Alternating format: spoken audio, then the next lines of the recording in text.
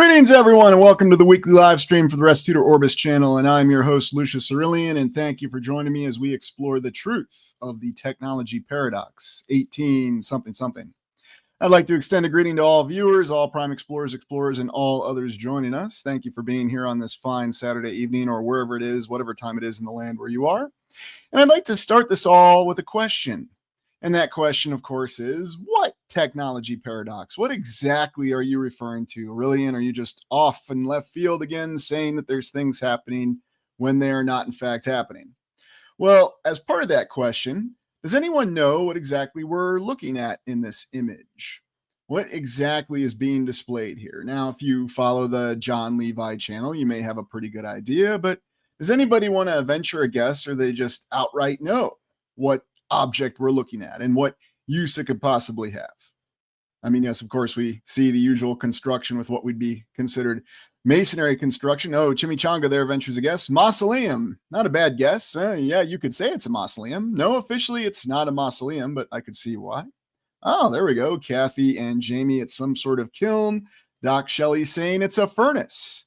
And actually, Doc Shelley would be the most officially correct.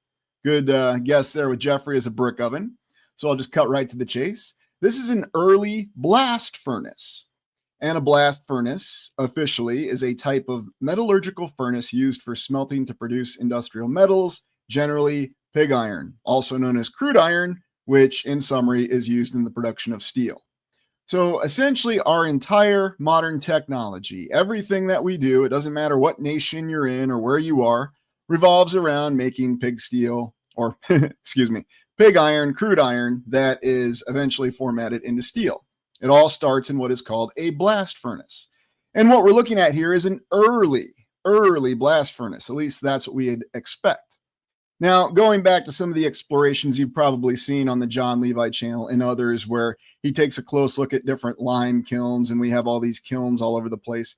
We have this rather peculiar technological tree where we go from these interesting kilns to very advanced looking technology in a very short amount of time. Now, again, we're focusing on blast furnaces. That's what this is officially. And here you have one of these old, very interesting drawings. Now, what exact time frame this is attributed to, I do not know. Is this late 1800s, early 1900s? Yes, the archive says circa 1905, but something about the drawing gives me the impression it's older. I don't know the exact origin of a drawing. It's a drawing. Anybody could have done it. But don't you find this interesting illustration of what is officially a blast furnace to be very intriguing? Is there something that looks a little different than what your expectations might be? And something else I want to ask. Hey, I am Kairos. Yeah, mine the ore. That's right. And something else I want you to think about is, what exactly was the technological development of blast furnaces? How did we go from those block blast furnaces to some of the more advanced blast furnaces that we're going to look at here very shortly? Oh, that's a good point there, Crittery FB. Yeah, lighthouse stuff. So another tall tower that's canonical in appearance. Yes, there is quite an overlap. Is it a lighthouse? Is it a shot tower? Is it just some tower that we don't have any purpose with? We just don't know.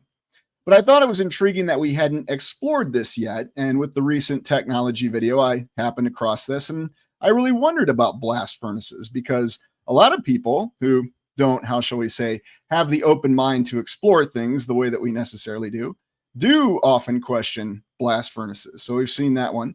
But suddenly we worked up our blast furnaces. And again, during that very questionable time period from 1890 to 1930, numerous nations built more and more advanced blast furnaces. And, in the United States, we know where our rust belt or the steel belt is, primarily in the state of Pennsylvania, around the city of Pittsburgh, and numerous other locations. But what's really the technological development? How exactly did we go from things such as this, and very, very interesting entryways on this? Now, we'll look at a diagram that they give us of what a blast furnace is supposed to look like, and just keep in mind what it's supposed to do. Yeah, Sharon's already leaning ahead on it. Alchemy. Could it refer to some old process of alchemy? Well, very likely. Robert, I have an engineering book of most industrial processes from the 1920s, which is amazing because it's basically all the same processes we use today. Nothing new at all, including blast furnaces. Absolutely right. And I've never seen anything different. So again, it goes back to that theme that we have, that coincidental theme, I'm not saying there's anything behind it, where it appears as though we have the exact same technological processes. I mean, yes, we have AI now, and maybe AI will figure out how to do a more efficient blast furnace, but it'll probably still be the same blast furnace. Hold on, let me just consult my chat GPT here. What's it going to tell me about blast furnaces? No, I'm not going to do that. But anyway, the whole point being, well, and here's another good comment. Ornamental entrance for a blast furnace. Absolutely right. I mean, what the heck do you need an entrance like that on a blast furnace for? And you may recall that in some of if you watch the old John Levi explorations, and I don't mean to say they're old as in they're old, he's done quite a few where he's looked at the lime kilns. They might have had an entirely different purpose. And maybe even this structure that we're looking at in this image that's officially attributed to being a blast furnace has an entirely different purpose. So that's just something we need to keep in mind when we do these sorts of explorations. Now, you'll notice that when you look at some of these images, and again, this is another drawing, it's not necessarily a photograph, you have other blast furnaces. And we know what we're looking at here, more of an elaborate compound. Yet when we look at the details, we do get some of the signs that there are things that are more advanced in this compound. And this is a very bizarre image to me because it's almost as though we see multiple different overlapping technological forms in this, don't we? So where is this attributed to? I think this one is attributed to the United Kingdom, vicinity Kent, if I recall correctly. But the truth of the matter is you'll find them all over the place. About the only thing you'll find that varies with the historical timeline is when the more modern ones were constructed, or at least what we think of as the more modern ones were constructed. And we'll look at them here in a second. So that's what always makes it very, very intriguing. Again, look how massive they are. Yeah, just a huge compound, a huge complex with lots of buildings and structures all around it. Plasma cauldrons for transmutation. And maybe that's really what we're looking at. We're looking at the remnants of the older, more advanced technology that facilitated the construction of this more advanced composite material that we see on a lot of these structures. Example in the Polk County Courthouse in Des Moines, Iowa. Yet you'll also see the exact same kind of material in random castles in places like Bulgaria, even though those castles in Bulgaria are stated to be over 1,000 years old or a couple hundred years old. And the Polk County Courthouse in Iowa is just over 120 years old, if memory serves. So yeah, just shooting off the hip from that one. But that's what makes the entire exploration very interesting because we see, and here this blast furnace is actually from Transylvania. So giving you some Count Dracula or Vlad the Impaler vibes or whatever story, official history you want to go with on this. But you can kind of get the hints from this. And I picked this picture intentionally because it does show you that there are some details that we see in this massive compound, which to be fair is a drawing and anybody could do a drawing. You could say, well, maybe H.G. Wells just did some advanced science fiction drawing from one of his stories and then it was mislabeled. Of course, if anybody in the mainstream is telling you something's mislabeled, there's a big problem, isn't there? Because, they don't acknowledge mistakes for some reason. I don't know why. But you look at this one in Transylvania and you can see the same details, the elaborate arches and a mixture of what you would think is brickwork and blockwork and, the kind of stuff that I Am Cairo sees all the time when he's out there poking around the asylums and all the other great places in Napa Valley, California, and all the other wonderful places he does his on-sites on. And Dwayne with a good comment here, transported by airships, no need for major highways. Very, very possible. How did they do it? Well, was it transported in a liquid format? Was there some other means of actually creating the construction material on site? Was it created elsewhere and then transported on site? So many different questions on the logistics portion. And you know how I have a bit of an affinity for logistics, and that's that question I like to ask a lot because it's a question that I don't feel is ever satisfactorily answered. Now, maybe you think it is. Maybe you think the historical account makes a lot of sense. But we're actually going to look at one of what I believe is one of the biggest red flags, something we really need to question about the historical account when it comes to logistics. And no, it is not the furthest extent of the German army's advance in World War II. It's quite the opposite of that. But we'll get to it in a moment. Yeah, and Maverick here, Germany has great manufacturing, and actually virtually all of the industrialized regions of the land, depending on what time frame we're looking at, does have a history of great manufacturing. Although I will concede, yes, officially Germany does have great manufacturing. That's how they officially built that super economy, despite their nation being split in two for decades. And now they are the quote-unquote economic superpower of the European Union. No offense to the other European nations. They have good manufacturing too. It's just that's what Germany is known for, officially, depending on what we're questioning and what we're not. So something else on that note, What I wanted to get to, though, is how did we go from these kind of structures that were more what we'd call brick and mortar and stonemason, because remember in the 1800s, everybody was a stonemason, to something more like this. These very, very advanced, and yet when you look closely, you see something very peculiar about this. So we look to see some very large and what looked to be actual steel, or I'll just joke around here, crude pig iron constructions that are mixed with the classic stone brick masonry constructions. And strangely enough, you see this on a lot of these blast furnace complexes, whether we're looking in Pennsylvania or whether we're looking in what is today Russia or any other place. Now, officially, we'll look at that story of the Soviet Union's incredible industrialization plan and how they managed to build all this in a quick amount of time. But there's a very odd and strange account where it seems as though there's a little bit of a leap in technology, or at least a technological anomaly, if you will, a paradox. These bricks. Now I know what you're saying. Okay, well, maybe there was an old structure there. Fine, fair point. And then they just decided to build the new blast furnace right over it. That's possible. I'm not discounting that possibility. But I always think of that episode of classic Doctor Who with the Fourth Doctor, Genesis of the Daleks, where he's looking at the two weapons. He's got a laser gun in one hand and an old musket rifle in the other hand on a planet that's been at war. And he talks about this decadence and descendants of technology. What if we're actually looking at something similar here with this particular blast furnace? And again, the location's irrelevant because really this could be anywhere. This could be in Pennsylvania, this could be in Russia, this could be somewhere in the United Kingdom. It doesn't matter because you can find examples of this ad nauseum everywhere you look. And so it's one of those things that I find very intriguing. Share fortunes. The scaffolding and the photos are real and the existing building scrubbed out. That's probably how they did the Eiffel Tower progression photos.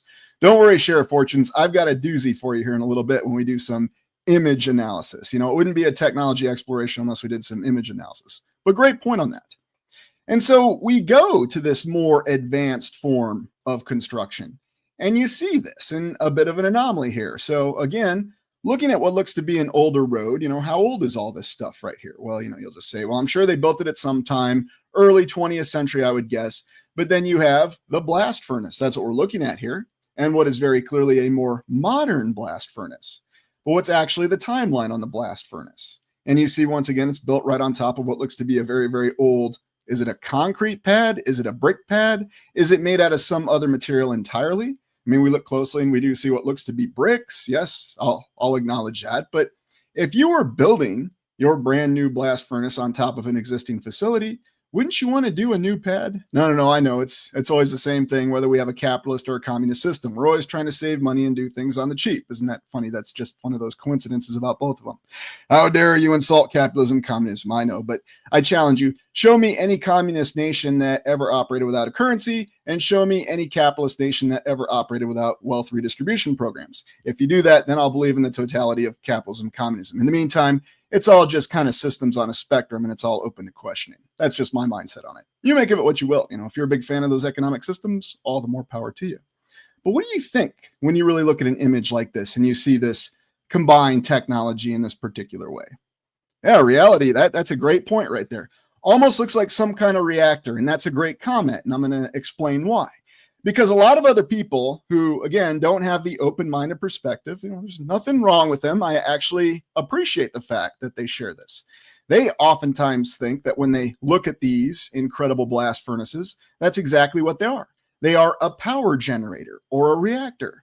And is it possible that that's exactly what they are? And maybe, Brother Adam Baum, good to see you. Thanks for joining us. Oh, that's a good one there. Charles, this looks like a windmill base. Yeah, something along the lines of power generator. Oh, there's a good point right there. No one knows how to use. Well, apparently we know how to use. You know, we accept that it's a blast furnace and it's for creating that pig iron that we need to make steel, which is essential. Awake After with a good comment here, steampunk. It looks like you really have that overlapping of technology where I could see that. Robert, I used to spend a lot of time in steel mills. All have dirt floors. And isn't that interesting? You know, when you see that combination of what you think is high technology, because you know, these blast furnaces are essential. That's also another little bit of an anomaly that we have with why did the United States give up a lot of its steel production? You know, because we just did the exploration where we reminded ourselves of the fact the United States built a lot of capital ships during World War II. built a lot of tanks and a lot of planes. Of course, so did the Soviet Union, so did the United Kingdom, so on and so forth. But the United States built the most officially. But, going on to Robert's comment, you'll see this in these examples of some of these furnace workers here. And here again, you see a little bit of the mixture of the technology. The higher you look, the more advanced it tends to look, at least up here. But then down low, well, we just have a simple brick pad. Now, maybe that makes sense. Again, they were trying to do it on a cheap. Again, I'm, trying to look at all angles here. Is there a logical, rational explanation for it? Maybe. We wanted to get that blast furnace up as fast as we could. But you tend to see this phenomenon, and this is officially a photo from the 1920s, where you have blast furnace workers. And, the 1920s is still in that questionable period, that interwar period between World War I and World War II. And you may notice, look at this. A lot of the images that we look at, we see what looks to be combination technology.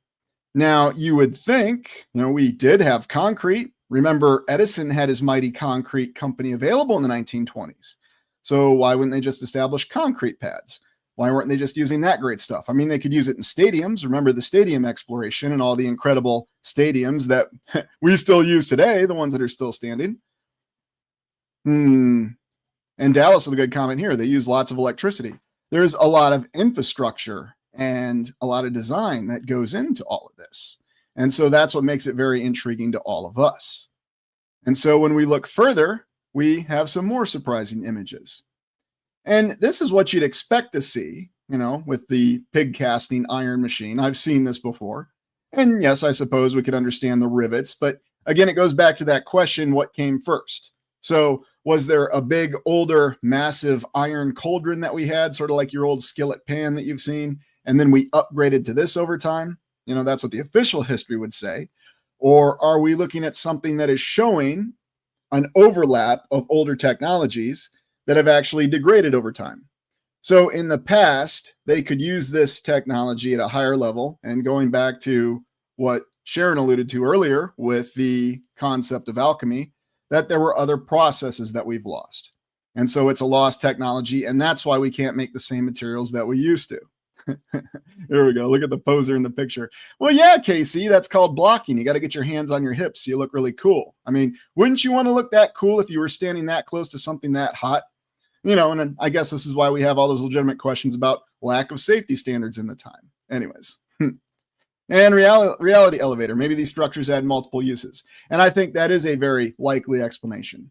Multiple higher order uses in the past. Maybe they went through a period where things declined. They rebuilt things a little bit, got them to a functional level, and then they declined again. Who knows how old a lot of this existing infrastructure is. Steph there, poser is proud of his find. Well, yeah, wouldn't you be? I mean, you're probably set for life. And who knows if that guy is an explorer / scavenger, maybe you got some kind of bonus for locating this thing and putting it back in service. Who knows? But then when you look at some of these other images and you start to see how incredibly large a lot of these blast furnace compounds or complexes would get. And this is where you have some of the individuals, and you can find these comments. I'm not going to highlight them to you, but these people saying they actually think when they look at these and they don't have any idea that these are officially blast furnaces, that they mistakenly think that they are power generators of some sort. And going back to the great comment just a moment ago, could they have had multiple uses? Could they have been power generators? Could they have been your true ubiquitous buildings? Buildings that produced both power and construction materials. I know that's a bit of a radical, revolutionary thought, but just imagine if you had structures that were capable of multi-uses. What kind of economy would you have? What kind of ability would you have to really establish a civilization? Would that be one of those theoretical explanations? Yeah, there you go. You need big batteries. But would that be one of those theoretical explanations for how you would power and facilitate the construction? And then somebody mentioned earlier, the airships, and who knows what other forms of logistics that they had. Were airships the only thing, or did they have other means, some kind of underground rapid transit system that we're not aware of? And of course, all the remaining ground transportation systems that we likely still use derivatives of to this day. And Brian says the magic word there, founded. Absolutely right. Barbara, blast furnace, anything in size found today? Well, yeah, they're all still all over the place, in fact. Oh, there's a good comment there. Yeah, the oil companies. And so, are they actually processing petroleum? Are they storing petroleum? Or do they have another entire use? That's always the good question to ask when we look at these giant blast furnace compounds. And when you look at some of the other images, here's an image that's attributed to 1921, Lloyd's furnace here. And again, you see something that does look a little bit more technologically advanced. Okay, I'm just going to say this. I know I usually refrain from, giving modern movies a hard time. But why do I get the feeling that if J.J. Abrams was looking for a warp core to be the warp core of the Enterprise in the 2009 Star Trek movie, he could have used this particular apparatus and it would have been an acceptable warp core. Just shine it up and make it look all shiny and put some digital controls down at the base there, and boom, you got your set ready to go. No need to go to that massive beer brewery in Los Angeles, right? Now, I know this is a little further away, but you see some of these images, of course, we're looking at black and white images, but you get the idea that there is something that's a little bit more advanced than we might be led to believe. Here you can see this particular individual. And again, all these that we're looking at are officially blast furnaces. That's the other curious detail about them, is that they have so many different variations and permutations. And I think that's what really makes it interesting. Oh, Atom Bomb there with the interesting observation there. Miniature CERN facilities. Yes, isn't it intriguing, Brother Adam, that they have all these curvatures and unique and complex designs in their pipelines and the designs of the pipelines? Quite intriguing. Well, yeah, Ubu, you need a massive ladder if you're going to climb up and down that sucker really quick. And I'll retract what I said earlier. Maybe J.J. Abrams could have used this to be the warp core of the Enterprise, or whatever that dreadnought was called in Star Trek Into Darkness. So anyway. But yes. Oh, yeah, and Brian Tucker refers to the Hoover Dam underground restricted areas.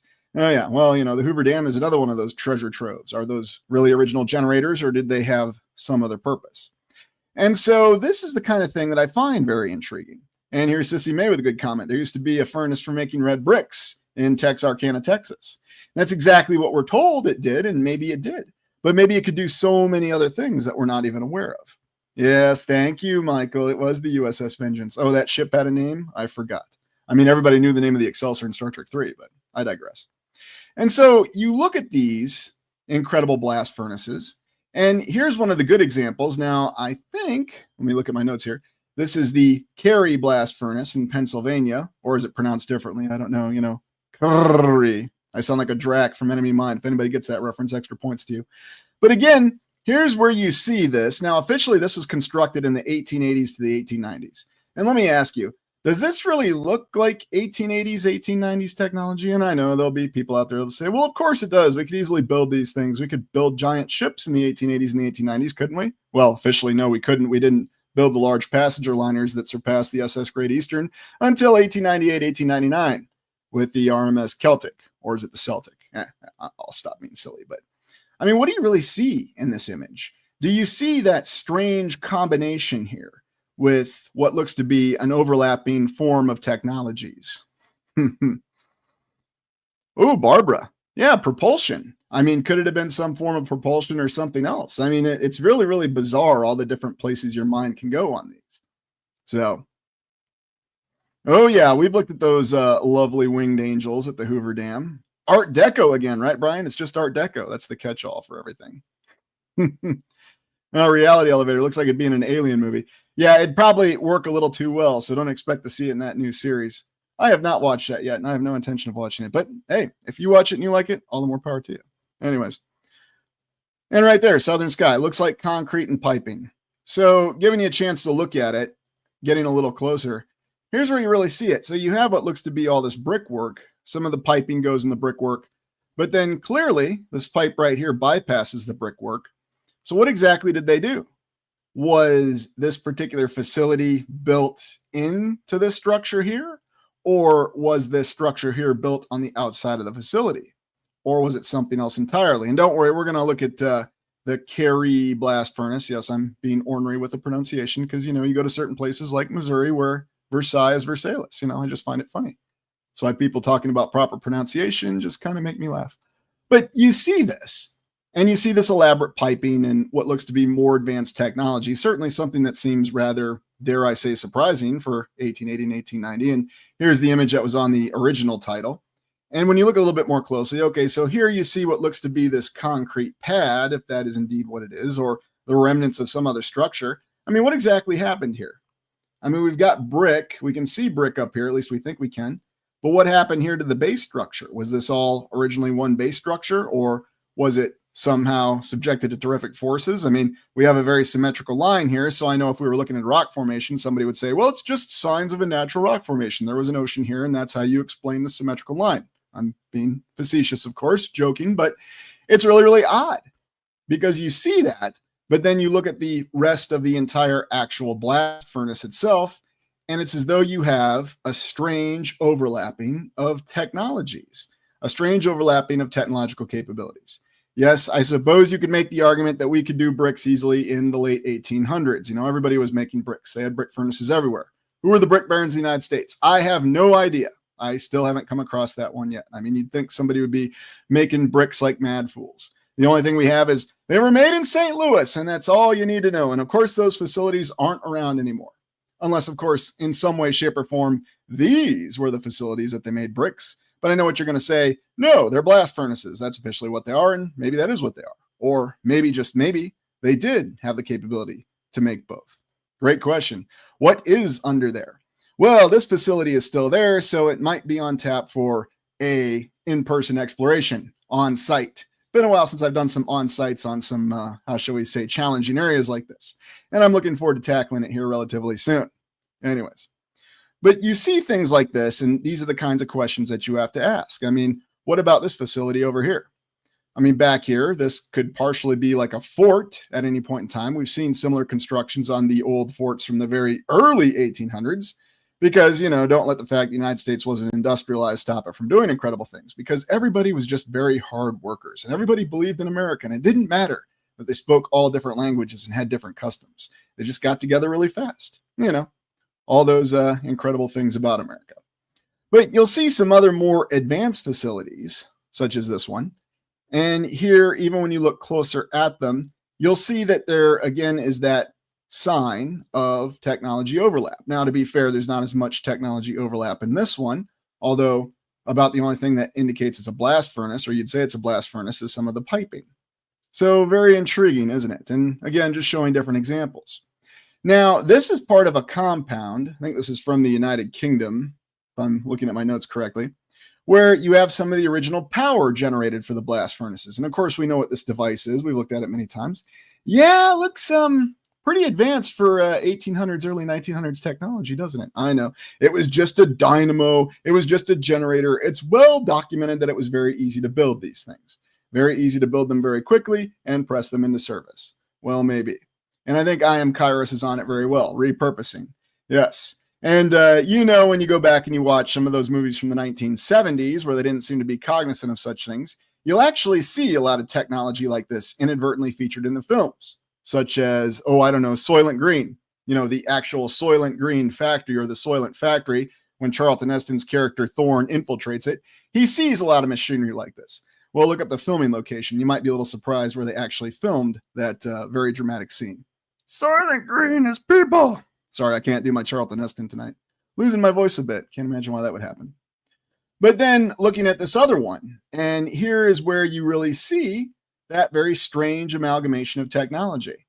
Why do you need to build a structure around your blast furnace? Well, there's a good reason to do it. It's so that way you can capture all of the pig iron once it's produced, I suppose.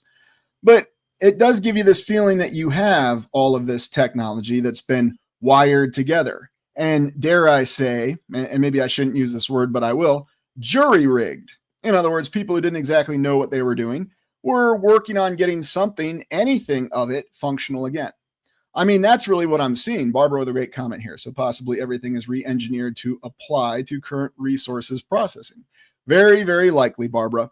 And the question being is, what was most efficient and what were they actually capable of doing? And Sharon says it really well right there. It looks like kind of old rocket. Yeah, it does give that feeling. Is that actually one of those F1 engines that, you know, we can't build today? I mean, we can try to build a knockoff of it, but we just can't do the F1 engines, you know, the ones from the Saturn V. Because the Saturn V is still the most powerful rocket officially we've built. Where did it go? How far did it go? How far could it have gone? Don't ask me. I don't know. Good question there, Awake After. Why is it bell-shaped? And you'll see a little bit of the variance with that with some of the details. So, oh, Maverick, you had to go there. Soylent is a real brand of soy-based drink that names the flavors after colors, and there is a Soylent Green. Yes, true, there is now, and you won't catch me drinking it. But that's not me not endorsing it. I'm just saying I wouldn't drink it. But that's probably because I've watched that movie quite a few times, and I'll admit I've got some crazy fears in my mind. What can I say? Now, I included this because this is what we'd expect to see with the actual construction of iron and ultimately part of the steel process. But even this particular device looks rather ornate. Not really sure why it is, but maybe it needed to be. And you would think that this is what we'd see a lot of, if we're talking about the actual construction or the manufacturing process, the production of this pig iron, if it was really that simple. We would just see a lot of giant vats such as this, and you would see them all over the place. And in some cases you do. But then you'll see blast furnaces such as this. And this is a very interesting one because here I think we see some of the more intact structures. And yet when we look at these, we see that these are more ornate structures than at first glance. I mean, are these windows? Are these some kind of vaults or portals? I'm not really sure. And yet you'll see some of that on some of the structures that surround the actual blast furnace apparatus itself, at least what is officially supposed to be the blast furnace. But when exactly was this constructed? 1890s, early 1900s, 500 years before that, 50 years before that? I don't know. It is intriguing, though, that we always have the usual view of smokestacks and where we see these smokestacks and what purpose do they have. And if you go to another place, it'll be a shot tower or some other designated structural purpose to it. But really focusing on these blast furnaces just to get you an idea of all the different permutations that we could have of them. You would think, yeah, good point, I'm Kairos, endless coal. You would think, though, that there would be one accepted universal design and everyone would go off of that to an extent. Kind of like aviation technology. Everybody pretty much copies what they have, but there seem to be many, many different variants, if you will, and I use that word loosely, of a lot of these blast furnaces. And I mean, look at this one. This is one of the older ones, and yet once again, this picture is very curious. Now, we'll talk about images here in a moment, but you have what looks to be this very interesting set of ruins here. I mean, this almost looks like ruins on the left. I don't think I'm wrong to say that, but if you disagree with me, that's completely fine. But then what do we have to the right here? This larger tower. And what happened to this? What kind of forces was this subjected to? I mean, it looks like it's been destroyed. And this is a blast furnace officially in Michigan. So I don't know, maybe this isn't far from that quarry where they filmed one of my favorite movies, Mind Warp, with Bruce Campbell. A good film from the early 90s. Watch it. By the way, it preceded The Matrix by almost a decade. It's a little bit of a cheaper movie, but it's also got the guy from Phantasm in it. So very frightening movie. And it deals with alternate realities and so on and so forth. And are we dreaming? Is life real? But very odd to see a blast furnace like this in Michigan. I mean, was this something else? I mean, this photo is actually from the 1930s, but I vehemently question that because this photo looks a lot older. So again, something else with the photos. What do they actually prove? What's really going on? Ooh, I am Kairos. Overloaded grid component. Yeah, I don't know. Is it possible there was some kind of disaster because their infrastructure failed in some way? That's a very good point. I had not considered that. So thank you for contributing that. So anyway. Hey, Cynthia, good to see you, and thanks for joining us. But these are the kinds of images, yeah, Casey says it very well, looks flammable, I mean, is this actually even in Michigan? I don't know. I mean, really, this could be anywhere. If this picture was dated 1865, I'd ask, okay, the Union Army with their nuclear-tipped mortars, I'm joking, of course, fire on it, or did one of those Confederate cavalry raids hit it like they did Chambersburg, Pennsylvania, and somehow they torched buildings like this? I have no idea. It's an anomaly. There's no easy way to explain it. Maybe they had a fire in the blast furnace. Who knows? But then you'll see other larger compounds like this. And this is where you get the idea that, going back to that earlier reference to the petroleum factories and how large they really are and what purpose did they serve. And looking at all these early images, and by the way, primarily we're not looking at drawings or paintings, we're looking at actual pictures, photographs of these large scale forms of infrastructure. And officially, all these things that we're looking at are blast furnaces. But you've noticed we've seen just about every sort of variation in them. No two blast furnaces look the same, which is very, very peculiar, wouldn't you say? Now, there are some details that are the same, but it's as though you could basically build a blast furnace any way you want to. Like the structure back here. Very, very interesting. And you can find no shortage of images of these blast furnaces, but it's something that we just tend to overlook.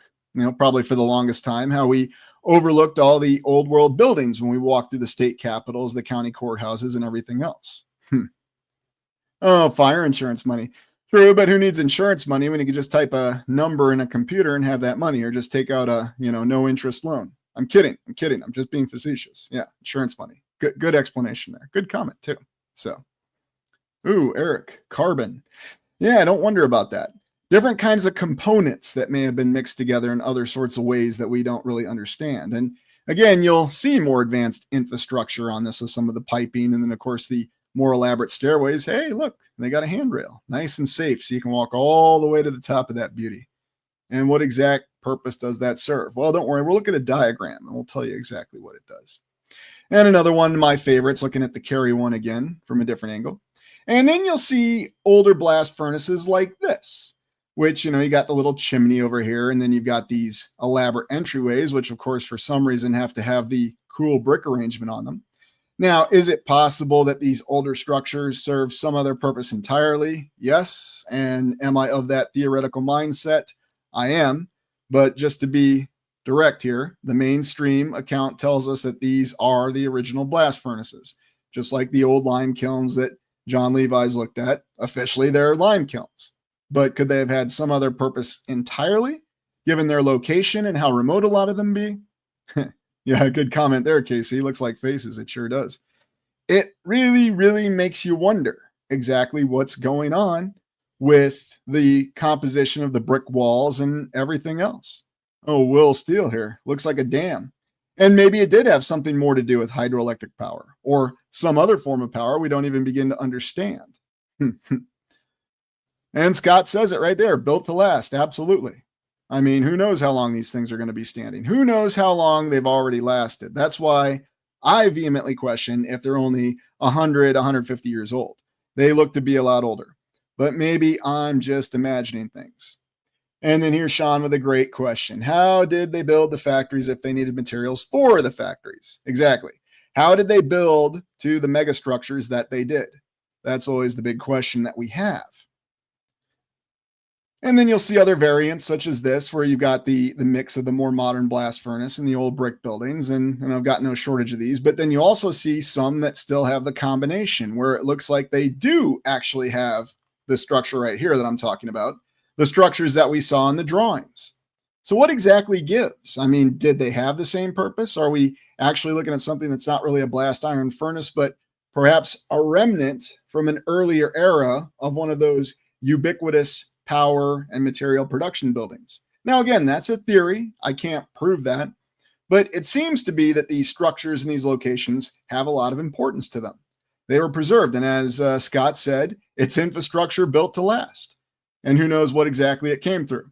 Now, I just threw this in here because this is one of the BOLOs. We're going to be looking at this here in a little bit. If you recall the massive tanks that we looked at that Germany was conceptualized, and how does that fit into this?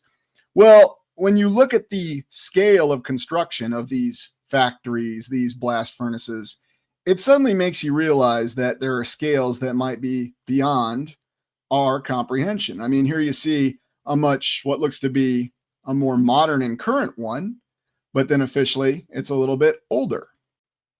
And looking at some of the old plans that we have of what are officially blast furnaces, this from one of the many in Pennsylvania. Officially, this is 1898, and once again, it's single perspective plans, and you know how I feel about single perspective plans. They are easy to look at, though. But apparently, we understand how they work.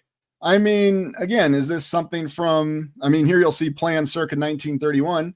So was this built in 1890? Was this built in 1931? Well, of course, it couldn't have been built in 1890. We didn't have this kind of generator technology in 1890, or did we? Did we have dynamos? Were they generators? How exactly did we provide the power for these plants? Well, we have schematics, apparently. Again, single perspective schematics. So how tall are these supposed to be? Don't ask me, because who needs multidimensional schematics, right? You don't need 3 perspective schematics. That's for people who only use CAD.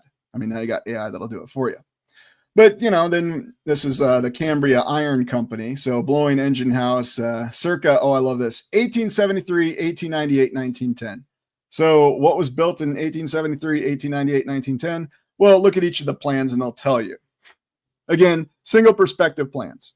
Now, again, this is the official archive, so make of it what you will. Maybe we just have some things that are missing. And I showed these particular plans because here you have the Bethlehem Steel Company, again, Cambria Union, and you can see just how complex the plans are. Again, single perspective, but hey, you know, that's okay. Just get used to it, Aurelian. I know it's single perspective plan. But you can see all this. So you got blast furnace 5, blast furnace 6, hot blast stove. Now, is this exactly how these operate today? You've got your coke screening right there. Is the only thing that we were able to get out of these facilities that were still intact that we were able to salvage is the production of pig iron. Could there have been a time that they did much more and they had much greater purposes to them? Yeah, and I really wonder, is there a complexity to it, or is that just a complexity we've induced on it because that's the only way we could get it operational? Because that is one great detail, Share Fortunes, is they do seem to be a little overly complex just for this process. And we look at some other diagrams, you see that it's a little bit of a, how shall we say, anomaly again. Oh, good one there, Brian. Carnegie Steel. Yes. Just wait till we get to exploring the reset barons. We're going to take a deep dive into Mr. Andrew's little life there, all in good time, actually very soon. But yeah, I really wonder about that because you'll see schematics like this that are very complicated. But then you'll have other odd images like this. I mean, what year is this image from? 19-teens, 1920s? Very, very strange. This is a picture, I suppose. But we see, again, this overlapping of technological capabilities. Just some bricks here, you know, yellow brick that could have made this in Wisconsin. I don't have a location for this particular photo. It's stated to be from the Pennsylvania archive, but I can't verify that this is actually from anywhere in Pennsylvania, past, present, or future. I say that loosely.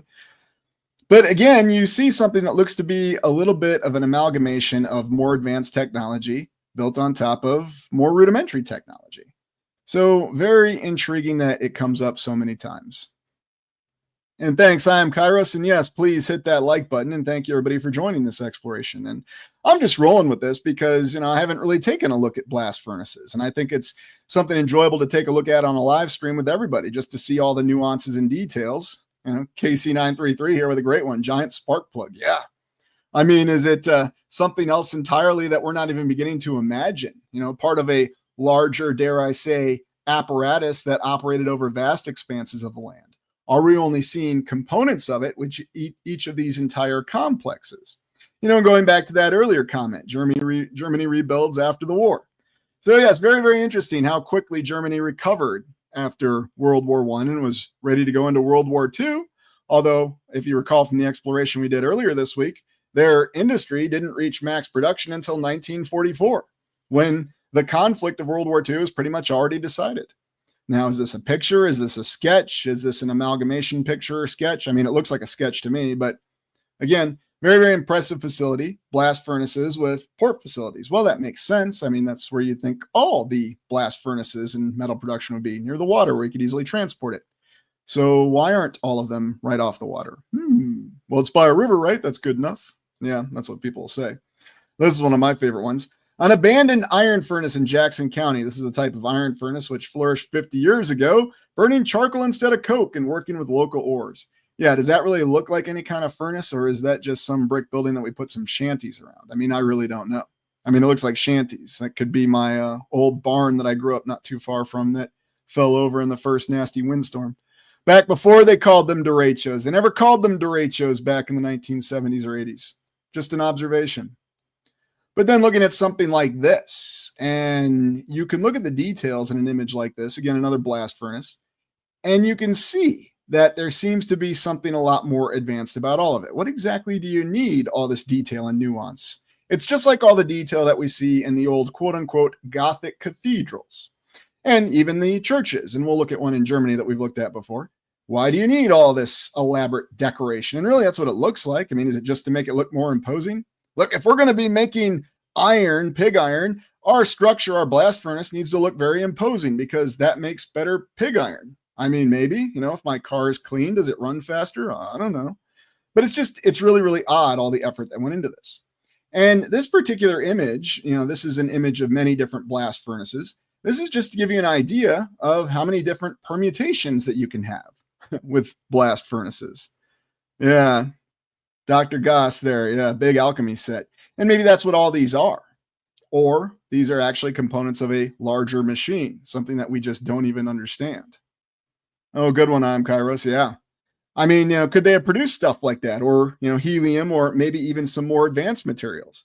Is that the reason those airships could actually go so fast, or at least that we speculate that they could go so fast? And why we have these accounts that the Graf Zeppelin was a lot faster than what it really was? Or was it all just a rumor? It's just really, really strange how quickly those things went away, isn't it? So you consider all this and all these different explanations. Why is it all these blast furnaces look so different? I mean, it looks like you can build a blast furnace in many different variations. You'd think you would want to keep it simple and a very rudimentary design, but no, you can basically build your blast furnace however you want to. Yeah, just not really sure. Oh, and of course, the anthracite furnace. And I remember when John did a great exploration on anthracite and talking about the numerous possibilities of what that is. Is anthracite what we think it is? Or again, is it some other more advanced material? Is it something that's a remnant that we could not really produce today? Or is what we produce today just some sort of strange derivative? This is a really odd one. This is officially a blast furnace here. Didn't get a location on this one, but I wanted to include it because it's very unique looking. Love the smokestack on that, right in the middle. And again, another unique design. Hey, whenever you build a blast furnace, just build it however you want to. You don't need to conform to any design, apparently. Just very intriguing. Yeah, that's a good point there, I'm Kairos. It does look blown away. And a lot of these sites do look like they've been subjected to some terrific forces. Or, they just didn't want to keep them clean because the explanation is we didn't value safety in the past, I suppose. And here's a more advanced looking one with a structure a bit around it. And then this particular one. And we'll just go through these relatively quickly. And then suddenly you have this older one with the very elaborate arch. I mean, yeah, why is it so decorative? Is this actually a blast furnace of any type, or is this some kind of vault where people hid in to escape the effects of the last reset? I don't know. I'm just spitballing here because none of these structures really make sense. Oh yeah, we use these very rudimentary blast furnaces, but then in the 1850s, in the middle of Iowa, which had just become a state, we're going to build a shot tower, but we're only going to use it for 3 years because, it's just that easy. Ah, yes, what do we have here? Looks like I see some horns. What do you need that for? And then, of course, one of the older ones, which is very strange because this is where it really looks different, and you have to wonder, and there are other examples of structures like this. Is this a structure that is actually a blast furnace, or is blast furnace simply the designation? No, Amy, why would we have pictures of buildings being built? Why would anybody want to see that? And I'm sure it would just be scaffolding. So there are some images of some being constructed, but they are very rare and far and few between. Now that we're asking these questions, though, I'm sure that when we come back to this in about 6 months, a lot of images will be more available of the construction of these blast furnaces. I'm not suggesting anything crazy is going on here, Amy. I'm just, going off of past patterns, because when there's certain structures that I've explored for a while and there have been no pictures, or even our favorite architect, E. Townsend Mix, we just had that drawing. After I talked about him for about a year, suddenly a photograph of him showed up. I guess somebody scanned it and uploaded it to the internet. I'm just going to go with that. All right. Yeah, there you go, Lady B, a beehive.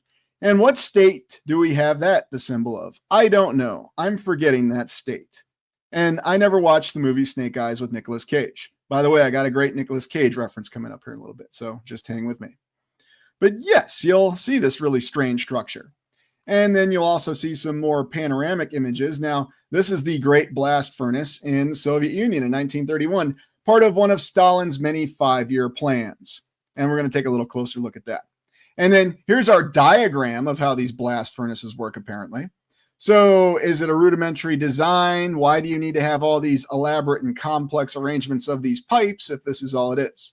By golly, if we rearrange the pipes, we can make the best pig iron you can imagine. And you'll find that there's some rather, how shall I say, summarized diagrams of these Kerry furnaces, the Kerry furnaces of Pennsylvania. Okay, I'll stop being ornery. Enough Drac imitations there. But they even tell you on the legend when each structure was constructed. Oh, how nice. So it's that old story of you're able to build a foundation of a building many, many years earlier, and then you can add to it and augment it. Almost as though they knew when they were establishing that foundation of the building, they were going to be building this vast, sprawling complex in just a few short decades. I mean, just incredible what we could do in the past. I mean, we wouldn't do it now. Oh, yes, here's one of my favorites. Lovely, lovely advanced looking blast furnace. And this is the one that I really asked that question on. I mean, what other possible purposes could there have been if these structures had different purposes to them? Atom bomb. I just figured they had them available in the old Sears catalogs. Well, you know what, brother Adam, that would probably be a better explanation than what we give. Let me just whip out my Sears catalog here and order our blast furnace. I want the whole complex though, but don't worry, we can throw it up in 6 months because people are hard workers. I mean, this is 1890 to 1910. And it doesn't matter that we have a bunch of people that speak different languages. They just got off the boat in Ellis. They left their social welfare system that Otto von Bismarck established in Germany, and now they're happy to work. And if they don't work, they're going to die. Remember that. Yeah, it's not an easy explanation either. We explain it in the Soviet Union because we say Stalin had the 5-year plans and we were rapidly industrializing. That's the official explanation. And yes, I agree. This looks like everything. Hey, Kitch, good to see you. Yeah, distillery. So, this could probably be your warp core on Star Trek if you're filming Star Trek 2009 again. A very, very interesting circular design, isn't it, reality? I agree. But those are all the kinds of things that you see with this. Now, here's your little diagram that I guess shows you how it works. And I don't know why, but for some reason, this kind of reminds me of the diagrams that I've seen of nuclear power plants. Yeah. Where's Jared Harris to explain for us how this works? Well, maybe they'll make a movie about it. I would love to see it. And he'll explain to us how the mighty blast furnace cooks the iron out of the crude ore. It seems like a simplistic process, but there are infinite permutations for how you can build your blast furnaces, apparently. Because why would you want to make it a simple design? I mean, yes, you're trying to build them very quickly, especially in the case of the Soviet Union, but very, very intriguing. But every single blast furnace you look at and every single complex you look at has a unique design to it. What are the odds? And wherever we are, you'll see that there's no limitations to it. And so this is the last image that I have of these impressive blast furnaces. So I thought this would be a good lean into what technology paradox. But before we go on, I want to go back and look at an esoteric author, a science fiction author that we don't talk about too often. And he's somebody who's kind of forgotten unless you read a lot of science fiction from the 60s and the 70s, Keith Laumer. So give me 1 second here and we'll get Keith up here. One moment. And share screen. And let's get his picture up there. All right. So let me make sure I got the right image here. There we go. So who is Keith Laumer? Keith Laumer was an American science fiction author, alive from 1925 to 1993. Interesting biography. Before he became a full-time sci-fi writer, he was an officer in the United States Air Force and a diplomat in the United States Foreign Service. His older brother was also a writer and was known for his reinterpretations of The Land of Oz. No, I'm not making any of this up. And what was Keith Laumer really famous for? Well, if you've ever read any of his science fiction stories, he wrote about the BOLOs, the gigantic tanks. One, the Mark 33, being 33,000 tons. And keep in mind, this guy was not an Army officer. He was not an armor officer. He was an Air Force officer. And he was also a diplomat. And yet he was conceptualizing this idea of a tank operated by artificial intelligence. No, I'm not making any of this up. That was so large that basically they had their own entire side to them. And of course, this was evolved into the ogre concept, and we've explored that before, the Steve Jackson game in the 1970s that was inspired by this. But these incredibly large tanks. And where did we just see large tanks? Well, Germany was trying to build incredibly large tanks. Now, how could this have been practical technology? We understand that in World War II, the super heavy tanks, as soon as they drove them off the concrete pads, they sunk in the ground. And yes, physics, I guess, that's what we'd expect to happen. But for some reason, we just didn't let go of this idea of building these really large tanks. Now, of course, during the Cold War, we had the main battle tank, and that was supposed to be the tank that did everything. It was fast, it had firepower and protection. But Keith Laumer wrote a lot of different interesting stories. And his life is very intriguing because in the early 1970s, when he was writing some of these stories, one of the books he was writing, The Ultimax Man, which is a very interesting story. It's also a terrible, terrible book. It's not because of Keith Laumer, he was a bad writer. He had a stroke while he was writing it. So very interesting. The concepts in the novel, The Ultimax Man, are probably some of the most interesting concepts you're ever going to imagine. But if you look at a lot of Keith Laumer's early writings, you have to ask the question, are you really looking at science fiction, or are you looking at something else that may have really happened in the past? Because that's the impression that he tends to give. How would they power them? Nuclear? Maybe. Or maybe some other form of power we don't even understand. You know, something that we refer to as a type of fusion, but isn't really a type of fusion. You know, so all sorts of different ideas. But anyway, I know that Keith Laumer has probably been forgotten by a lot of people, you know, because time has marched on, and I understand that there's nothing odd about that. But a lot of the stories that he wrote, especially his early science fiction stories, if you read the background of the Bolo tanks and then some of the other things, and then especially the Ultimax Man, I mean, if you really want to see an example of what might be a full allusion to something that happened in the old world past a reset, read that book. Caveat, though, it's not a good book. Officially, he had a stroke while he was writing it. So why am I telling you to read a book that I don't consider good? Because the ideas are all there.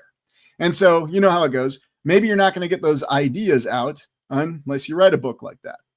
Anyway, so let's move on from Keith Laumer to some image analysis. And you know how I always love doing image analysis. And this particular image analysis that we're going to do is going to start off with the great U.S. President Grant, Ulysses S. Grant. And you might have seen this image before. And let me get this up, share screen. And here you go. Here's the question. This is an official image, and you can see it down there in the lower left corner, 1902, of Ulysses S. Grant during the Civil War. Now let me go full screen on this, and I'll move the banner. Now, what do you think? Is this a legitimate official image of Ulysses S. Grant? Does it look like it makes perfect sense? Oh, yeah, the Civil War. Hey, look, we got a ghost horsey back there. I wish I had a ghost horsey. Or maybe it's a horsey with a cloaking device on it. See, you got your cloaking device horsey. I don't see anything wrong with Grant, do you?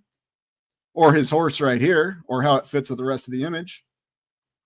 I mean, look, right here. Here's the writing. General Grant at City Point. Copyright, 1902. This must be a legitimate image, right? I don't see anything wrong with it. Do you? I mean, do you see anything wrong with this image? Yeah, great way to say it. Like Senator Vreenak, it's a fake. Yes, it is a fake. It is a mainstream acknowledged fake photo. Yeah, there you go. I'm Cairo. Sweet backdrop.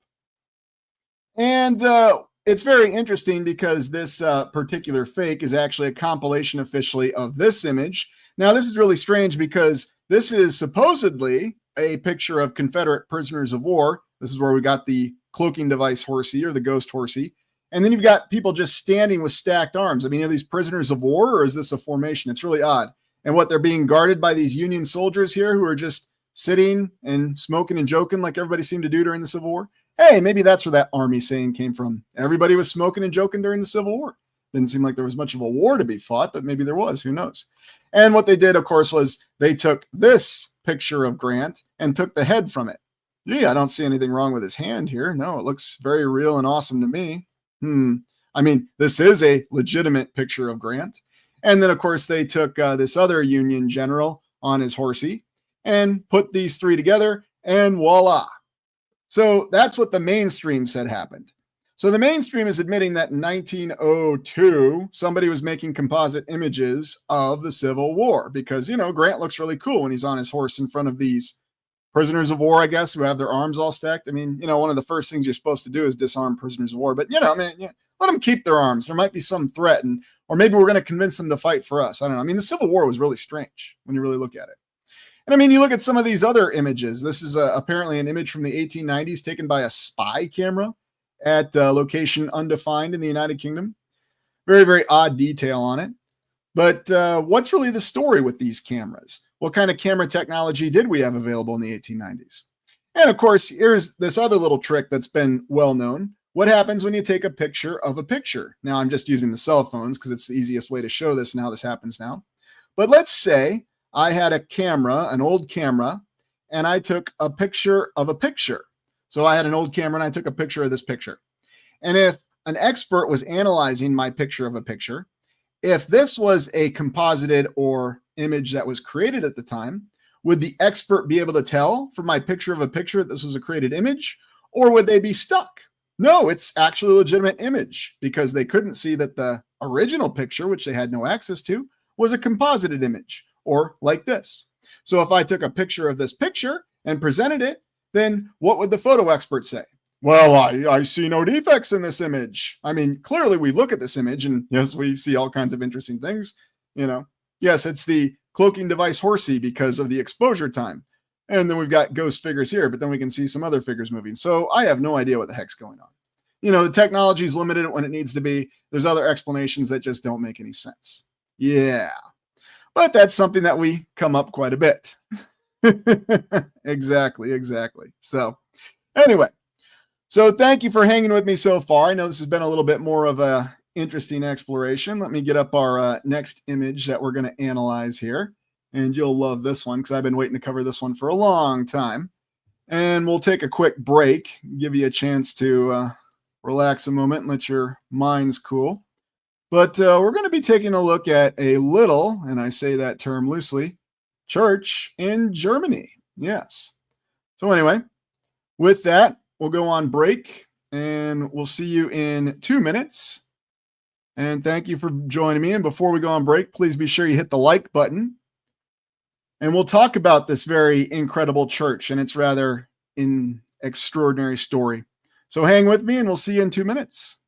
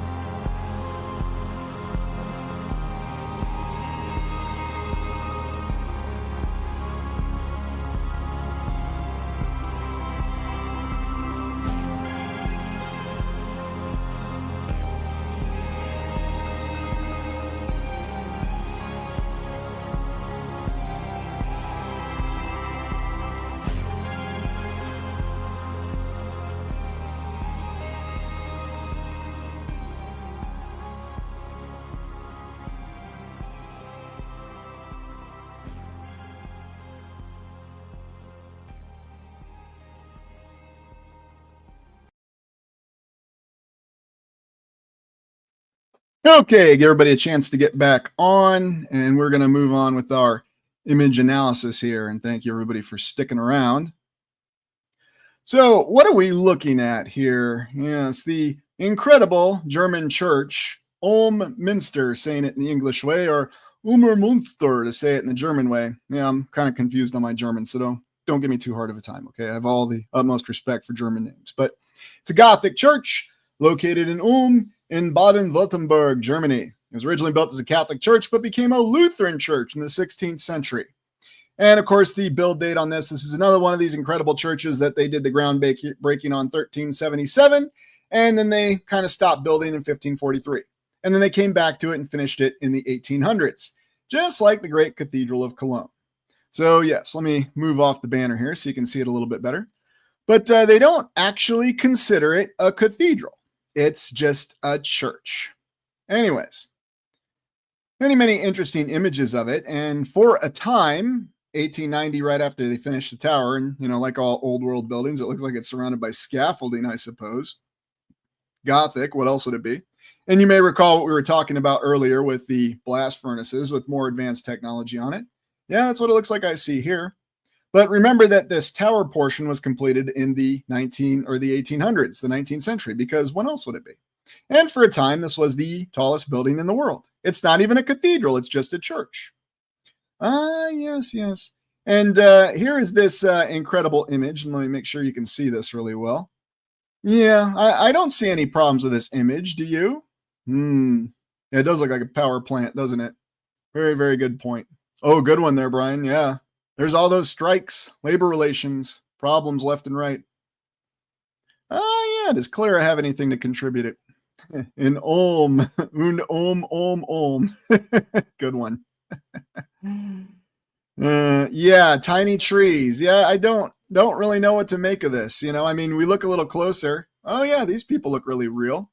So what's going on here? I mean, is this a photograph that had a sketch done around it? Was this an actual photograph, or is the whole thing a sketch? Is it something else? Because you look closely, I mean, it looks like it's a sketch. Now, of course, there could be a logical, reasonable explanation for this, that they took the photograph and then printed it in a book. And because of the limitations of printing at the time, this is the best they could do. But yeah, when you look closely at this, it definitely makes you question a lot of things, doesn't it? But maybe it's just a, unfortunate composite image. And that's how we actually talk about this. And here is Ulm Minster. Looks like a big Lego construction here. And this is what it looked like for the longest time. Yeah, the Great Tower was not complete, but they did bother to decorate it, apparently, with ornate detailings. Very, very odd image here. And this is what it looked like for the longest time, officially. Now, of course, there's nobody alive today that can tell you what this actually looked like. We got to go off the historical accounts and the photos, and, no shortage of photos. We're also informed that they added the flying buttresses on either side to give the building more stability. And I guess they put the really advanced looking spires on them because, what else would you do from 13 to the 1500s? Just all kinds of stuff to do. But very, very intriguing account of this building. And, I'm not sure exactly what to make of it. Now, there's an individual from Ulm, Barbara Kluntz, who's affiliated with it. Very interesting image here because let's just share with you Barbara's little biography here. And a little bit of background about Barbara. She was a music lover from Ulm in the 1500s, but she wasn't considered any kind of famous musician. And I'm not really sure what to make of this unique attire that she has. I mean, she almost reminds me of, okay, don't give me a hard time for this, but she reminds me of a Minbari from Babylon 5. I mean, very elaborate, ornate headpiece. I think we see some hair here, but, it's a painting. And she was just a lady who was really big into being a fan of music. That's what the historical account says about her. But again, she's another one of these anomalies because this is during a time when women were not recognized, at least officially, for independent contributions, yet very clearly she is recognized, just like the nice lady that we had who was teaching classes at Bologna University. But, there's always 5,000 exceptions to what the general rule is. What exactly does she have up here? Oh, it looks like the Air Defense Artillery branch. Did she serve in the United States Army in the Air Defense Artillery several centuries before it existed? I'm being facetious, but all kinds of strange anomalies with that. But what's really interesting is, she's from Ulm and she has a connection to this church that, remember, is not a cathedral, but was built to be the tallest building in the world for a while. That she was just a person who appreciated music and was remembered in the official historical account. But yet she was apparently a very modest person because she never said, I'm not a great composer, or she certainly never said she was the greatest. Now, this is apparently where she lived and operated out of, and this is a 1500s image. And yet we see here, and again, it's just a drawn, painted image, so anybody could do anything. There's very, very odd rendering of the church in Ulm, almost looking like it may be complete, or maybe not. It's hard to tell, but very interesting. So, just a really nice lady in the 1500s who really appreciated music, and that's what she's remembered for. She certainly didn't have a huge ego like modern people do, and she certainly didn't go around saying, she's the greatest. By the way, if you ever want to see Nicolas Cage go full Nicolas Cage, just watch Firebirds. This is actually about a 5-minute long scene of him flying around in an 864 Apache longbow saying, I am the greatest in the simulator. I'm not kidding. Tommy Lee Jones' expression is hilarious. But that's life. You go from being a hotshot pilot to a baked potato in a few minutes. So anyway, that's it for our image analysis. Hey, Maverick, thank you very much for that. Ultra detailed top view. Anyways, yes, I appreciate that. But anyway, so moving on from baked potatoes and Nicolas Cage, let's get to our last topic. And we're going to talk about the industrial miracles that occurred in the Soviet Union. Snake Eyes. Yeah, great movie. You know, although nobody watched it in 1998 when it came out because everybody was watching Armageddon. Armageddon came out in July, and that's all anybody wanted to see.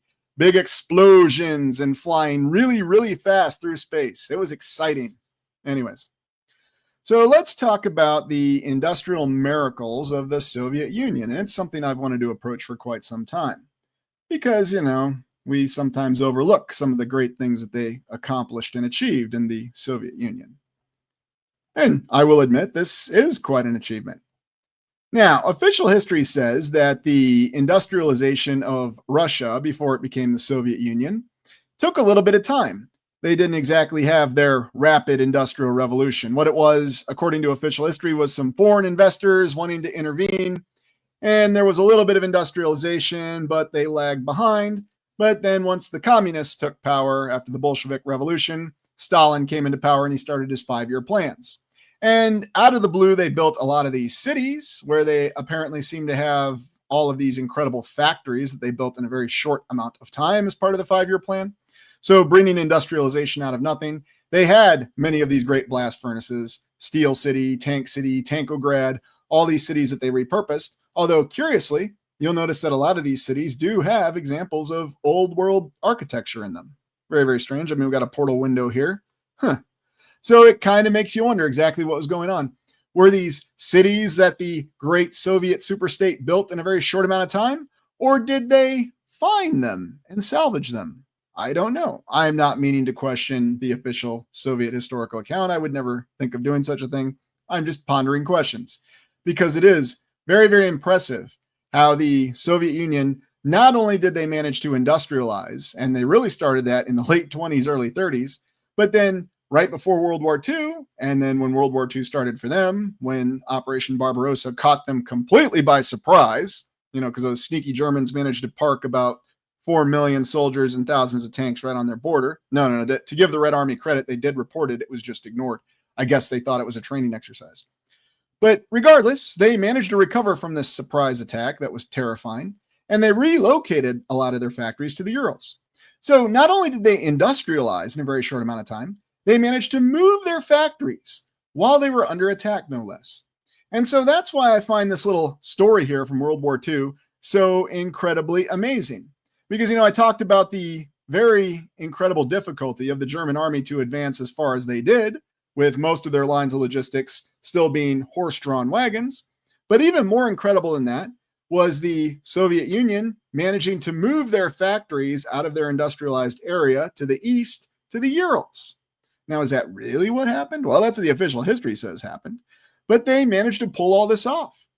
Now, we understand that, it was a little bit of an assist from those upstart Americans who did provide the Soviet Union with some trucks as part of the Lend-Lease program, Lend-Lease, whatever you want to call it, but giving them equipment, until the end of the war when they accidentally gave them a B-29 long-range bomber, but that's a story for another time. But they managed to move all these factories, and there's even accounts that they started moving the factories even before the German invasion started. Very, very strange. Like, wait a minute. And, the official history says a lot of the Soviet armies were caught in assembly areas when the Germans invaded, and that's why so many got surrounded and destroyed. But it was really no problem because the Soviet Union knew the Japanese weren't going to attack from the east, and so they were able to transfer Siberian units, and eventually they defeated the German invasion. Now, this is an image that you have here. This is from the Battle of Bataan in the Philippines campaign. And what's this in reference to? Well, one of the great defeats that the United States Army suffered was the fall of the Philippines under the command of General Douglas MacArthur. The official reason given for the fall of the Philippines was because of a lack of logistics. At that time, the Japanese Navy reigned supreme and they could isolate the Philippines because of the surprise attack on Pearl Harbor. And because of that, there was no way to resupply the Philippines.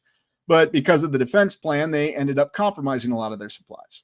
In fact, if you look at the campaign, it says that the United States Army Far East managed to win several battles tactically, but eventually they were starving because no logistics, and therefore they had to surrender. And we know what happened with that, the Death March of Bataan.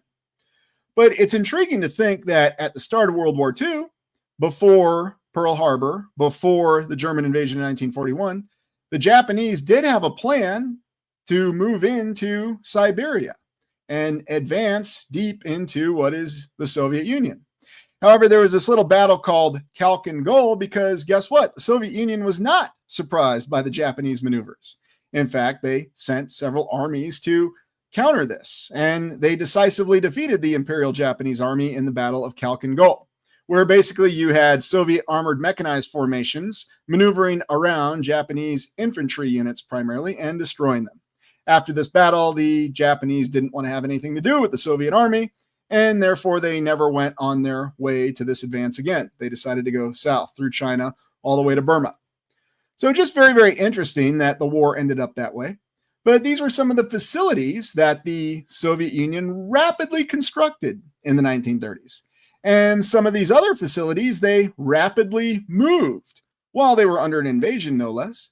So wouldn't you say that's quite an impressive achievement? I mean, how would such a thing be possible? And Scherer actually talks a little bit about it. Yes, it was a very authoritarian regime. You know, when you have infinite authority and anybody can be shot for disobeying orders, then yeah, I could kind of see why that would be quite a motivator. But even with all that sort of motivation, then where's the initiative? Where's the creativity to somehow relocate all these factories? And we won't say anything about the leadership purging that officially occurred in the Red Army before World War II started. That was actually one of the reasons given for why the Red Army was not able to respond effectively to the invasion by the German army. But of course, they did report the fact that they saw the German army forming across the border. But, you know, Stalin said, don't worry about it. It's no problem. Yeah, Jamie summarizes it very well. It all sounds really, really dodgy. But, you know, it's not to say there's any difference between Russians, Americans, British, or whatever. We all have our little origin story of how industrialization occurred. This is the mighty Joseph Stalin III tank. This is actually at Aberdeen Proving Grounds in the United States. This was one of those super heavy tanks. Now, this one didn't see any service in World War II. It was the Joseph Stalin II tank that was feared. But this is how far the Soviet Union had come in a very short amount of time. They were building very futuristic main battle tanks. In fact, one of their main factories was stated to be a converted tractor factory. Ah, yes, a tractor factory converts into a tank factory very quickly. They're both track vehicles, right? Yeah, sure, no problem. How many John Deeres do you see that are track vehicles? Well, back in the 1930s, not many, but you know, today you will see some more. But all these interesting images of this rapid development, and it's also intriguing how rapidly Siberia, you know, this vast expanse of land, all these spread out communities and settlements, not very well populated, at least according to official numbers. But another miracle occurred when how quickly they were able to establish the Siberian Railroad. Ah, yes, I love this picture here. The good old dance. I like how the horses are all actually on the train and watching. Look at those humans just enjoying their crazy dance. What are they up to? Well, at least we're riding on the train and we're not actually pulling things for a change. Yeah, very, very interesting images. And here's that same station today. Lovely, lovely old world building right over here. But yes, more modern transportation systems. But, you know, how old is the actual brick on this walkway? You know, kind of questions that I have. Is it more recent? Is it more modern? Or has it been there a while? But you'll find no shortage of construction photos on the Great Trans-Siberian Railroad, built in a very short amount of time, again, thanks to help from foreign investors, and that was during the rule of the Tsar. But then when World War II started, it's amazing that after all this oppression and the fact that the Soviet Union, after it was established with the Bolshevik Revolution, was very agrarian. They weren't very industrialized at all. They managed to industrialize very quickly. And out of nowhere, they built incredibly complex communities like this. Moving factories, establishing that which did not exist before. And again, if you look closer, you'll see the signs of old world construction, little pediments here, little columns and pillars in the walls. So did they really build all this in a very short amount of time? Very, very interesting grid pattern. On any one of these factory cities, or hero cities as they call them after the war. And yes, they've got the mighty monuments that still exist out in front of them. That is an impressive monument. I mean, you'd think they'd actually have a guy holding up a tank or something, but you know, the sword works, don't take me wrong. But you can still see the blast furnaces in the background. Because guess what? They're still operating today. And you got a couple, or you got an individual right here just for scale on this wonderful monument. There's one thing the Soviet Union did very well. It was build incredibly huge monuments. Here's the older picture. You've probably seen this before. But that was to commemorate the contribution to the Great Patriotic War that these rapidly established industrial cities had. And in a very short amount of time, like overnight, they were rapidly churning out the venerable T-34 tank, considered the best all-around tank of the war, and contributed to the copy design of the Panzer V or the Panther tank, which other specialists will say was the best tank of the war. Of course, they could never produce it in numbers to match the T-34. So if you're going off of numbers, that's what matters. But how interesting that the Soviet Union was very quickly, much in the same way the United States was able to very quickly expand production facilities. Because, it's not like you could contract this down and have AI do this. It's not like you could expand assembly lines quickly. You had to train all the workers on this to be experts in this. So it's just very, very intriguing that we have this story of how incredible this really was. And another odd thing, you might recall that after World War II, when the Red Army became the Soviet Army, the Soviet Navy, and so on and so forth, the Soviet Union never bothered to field large capital ships or aircraft carriers like the United States did. You might recall that the United States built those 24 Essex-class aircraft carriers, and then after that, they continue to modernize. But to this day, the United States is the only nation that has the large aircraft carrier strike force. Or is it carrier battle group now? I don't know what name they have for it, but they had the Kiev class, but it was never anything that matched the Nimitz class of the United States, and it's as though they just didn't really care. I know you got the war game where the Swedish submarine sank one of the U.S. Carrier strike groups in a simulation. Yeah, okay, sure. But then why didn't anybody else ever build aircraft carriers? Didn't the Soviet Union ever think it was important to match the United States? Didn't the Soviet Union do everything bigger and better? Shouldn't they have built 40 aircraft carriers or 80 aircraft carriers? Why stop anywhere? I mean, if you could do all this incredible industrialization in a short amount of time, here we've got a picture from the siege of Leningrad with some of the anti-air weapons, and very curious object back here. Right in front of good old St. Isaac's, you might remember from the Leningrad exploration. And by the way, remember that Leningrad was never actually seized by the Germans. It was isolated, but they never actually seized the city. It's quite an incredible story that under all this duress, with all these pressures of a world war and half of their nation under occupation, they still achieved all this. But then when the Cold War started, they didn't opt to build incredible things to match the United States or exceed the United States. I know, they detonated the Tsar Bomba, right? That's all you needed. They had the Doomsday device. I watched Dr. Strangelove, sure. But it's quite a very odd, conflicting account that they managed to pull off all this industrialization, move all this industrialization, but the official history says that they still needed the assistance from the United States to maintain their lines of logistics when the Great Red Army began its conquering march into Germany. So a lot of conflicting accounts with all this. And this is one of the reasons. Oh, there you go, Will. Yeah, they built Red October. Yes, they did. Captain Ramius, who kind of looks like Sean Connery. I don't know why. When you need a Russian captain, you get a Scottish guy to portray him. Okay, I'm not going down that joke anymore. But anyway, it's one of those interesting things to me. I mean, this is apparently one of the notes from Stalin commemorating these cities on their great achievements for all these wonderful things that they built and constructed. And there are photos that look to be people that they pulled off of the streets to assemble machine guns and rifles. Very, very interesting. And you have no doubt that many such, I won't say sweatshop, this was the Great Patriotic War, but many involved citizens were involved in doing this, and you could say it was the same thing in the United States with Rosie the Riveter. But yeah, he looks a little young, doesn't he? But, it's a war. You're fighting for the survival of your nation. Pretty much anything goes. Here's a construction of one of the great dams next to a rather more advanced looking train. So just quite an incredible achievement for the Soviet Union. I don't know, maybe they had some kind of secret group, such as the Loyal Order of Water Buffalo, who knew something and shared information. I doubt it, though. I'm just being facetious. Yeah, the Loyal Order Water Buffalo with their secret handshake and their fancy hats. I mean, who wouldn't want to join such a group? But I'm not aware of any groups in the Soviet Union like that. Now, something else I wanted to talk about. There are a lot of rumors since the factories were moved to the Urals of some strange object being found in the Urals. Now, these are probably images that are not totally verifiable, but there's rumors of some kind of strange relic that was found in the Urals. Just a lot of rumors. And nobody really verified these rumors, but you'll find some pictures in a lot of different accounts. Now, what the mainstream will tell you is there are no verifiable pictures. Of course, I could definitely ask the question, is any picture truly verifiable anymore? Hold on, let me move that banner for y'all. There you go. And anyway, so a couple different perspectives of this. So isn't this funny? We've got multiple perspectives of this, but likely a modified image. I'm not saying it's not, but there are a lot of stories of strange things being found in the Urals. A lot of interesting stories. And thank you for that, Digital Tiger. I really appreciate that. And excuse me for taking a second to get around to it. But what's really intriguing to me is that the stories do endure, that they found things in the Urals.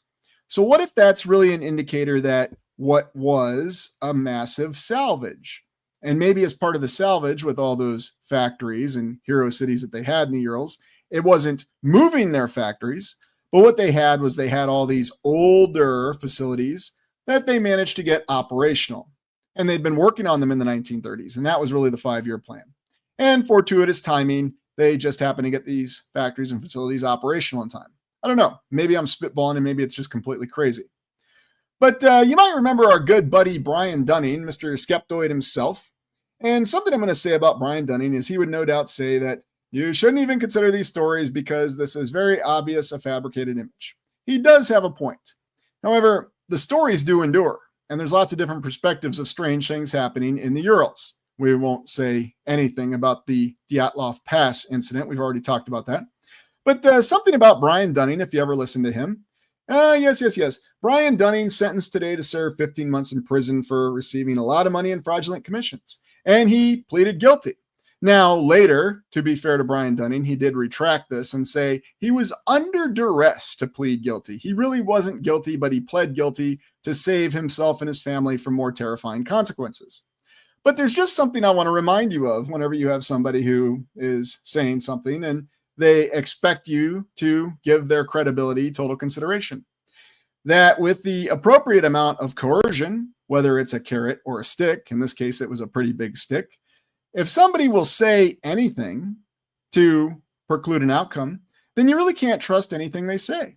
Now, I'm not saying that Brian Dunning is a liar with everything he says. I'm simply saying that given the fact that you know that he would lie under the right conditions, you should probably question everything he says. I've got nothing against Brian Dunning. I'm sure he's a really nice guy. I mean, I wouldn't trust him with anything, but, I'm sure we'd have a nice conversation. So what really to make of this story and what's actually going on in the Urals? Was there something found? Are we getting a lot of allusions and hints that there was a lot more there? Was there a completely different set of objectives behind World War II that we don't really understand? Or was it just a conflict that was going to be fought no matter what? I mean, everybody says, well, it was set up at the end of World War I. Yes, of course it was. World War I didn't actually settle anything. That's what the official history says. The League of Nations was an impotent organization. We need a real, true international community. And by thunder, they're right. And you certainly see how our current international community manages to intervene and stop every current conflict we have, right? Well, except for, all the conflicts that are going on right now. But I'm sure it's much more of a complicated situation than we understand.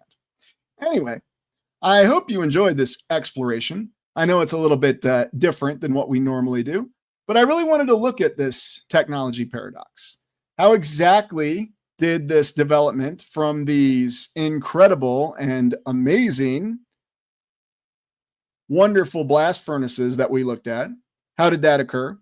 How was it that we have all this image analysis that doesn't make a lot of sense?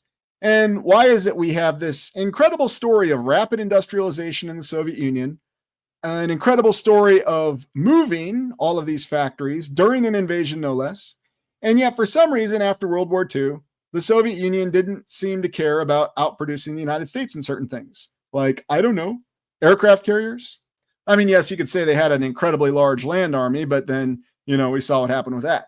And then the official history says that when the United States increased defense spending in the 1980s, the Soviet Union couldn't match it, and that was all it wrote, and that was the end of the Cold War. Yeah, that's what the official history says. So anyway, make of it what you will.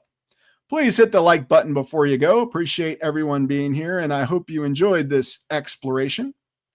And next week, we'll be taking a look at some of the individuals who may or may not have any knowledge behind this. And we might even be taking a look at what another reset could look like.